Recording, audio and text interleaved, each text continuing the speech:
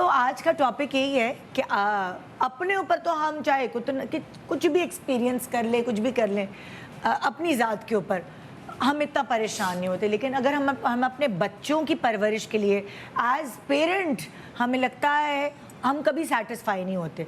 हमारी पेरेंटिंग में ये कमी रह गई, हमारी पेरेंटिंग में ये कमी रह गई। कभी हम कुछ ज़रूरत से ज़्यादा कर देते हैं और कभी हम शायद उस लेवल तक पहुंच नहीं पाते। इस जद्दोजहद में हमारी सारी जिंदगी निकल जाती है। बिल्कुल बिल्कुल। तुम तो वहाँ तक पहुंची नहीं जहाँ तक हम लोग पहुँच गए हैं। तो जिंदगी वहाँ तक भी उसी में गुजर रही है। हाँ। नहीं, और इस स्टेज पे आके अक्सर मुझे तो ख्याल आता है कि अगर वापस वो टाइम मिल जाए तो फिर मैं इस तरह करूँगी जो अब तक। एग्जैक्टली।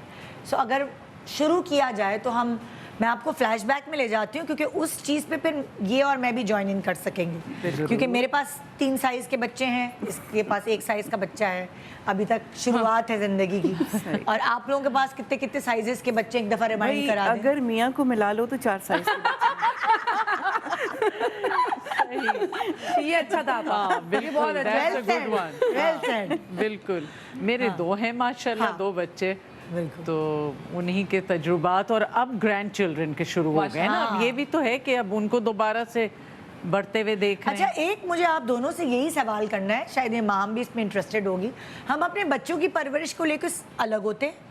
हम अपने पोते पोती और नवासे की परवरिश पे हमें क्या हो जाता है? Don't even get there. Yes, ये हमारी परवरिश किधर चली जाती है? हमारी सख्ती, हमारी थानेदारी नहीं। इस सवाल का जवाब यूं होगा कि हम ज्यादा इंटरफेयर नहीं करते।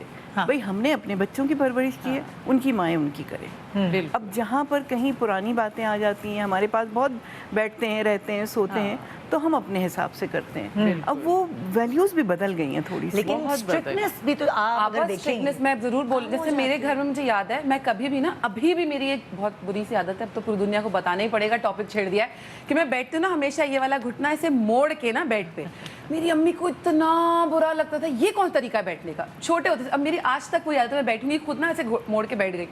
मेरी बेटी बेड पे छलांगे मारे, बनता है जो एक टांग मोड़ के ना बैठना, वैसे मैं सोचती ये तरीका नहीं होता बैठने, तमीज से बैठो, बेड पे बैठने की तमीज होती है, अदर बैठने की। अब मैं बैठ गई, जैसे भी बैठ गई, हादिया जंप करे, हादिया खाना खाए, हादिया चीजें गिराए, हादिया कमरे में फैलावा कर दे। मेरी अम्मा बोलती कोई बात नहीं, बिल्कुल मुझे दादी और नानियों का यही रवैया। मेरे ऊपर तो आज तक सख्ती होती है, तुम कर लो सख्ती, मैं तो नहीं करूंगी। और हर चीज उसको मिल रही है ना, मतलब उसको यहाँ तक ग्रैंड चिल्ड्रन पे नहीं। हाँ, नानियां दादियां हर चीज करने देती हैं। आपसे रीजन पूछ रहे हैं ना, क्या वजह क्या है? वजह ये कि तुमने सुना होगा असल से सूद भला उसके ऊपर आंच ना आए, उसका चेहरा भी उदास है तो दिल दुख जाता है कि पता नहीं क्यों बता नहीं। मुझे लगता है जवानी में जरा सा दिल सख्त भी होता है। अपने बच्चों के लिए हम बर्दाश्त कर लेते हैं, आहिस्ता आहिस्ता इस एज में आके जब वो छोटी मेरी जो नवासी है, वो जब शक्ल यूं बनाती है ना, तो एकदम से बस होता है छोड़ दो इसे, करने दो जो कर रही है। हमारी अम्माओं को हमारी मासूम शक्लें नहीं अच्छी लगती थी।